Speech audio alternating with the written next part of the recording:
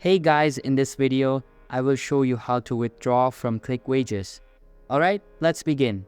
Withdrawing from ClickWages can be a bit tricky, as many users have reported facing difficulties with the process.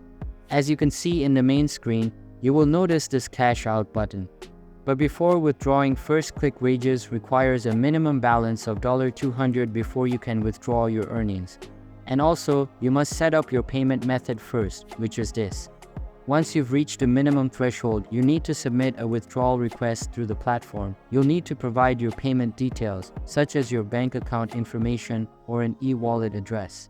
After submitting your request, you'll need to wait the platform process your withdrawal. This can take some time and users have reported delays and account suspensions.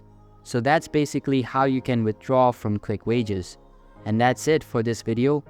If you find helpful, consider subscribing and giving this a big thumbs up. Thanks.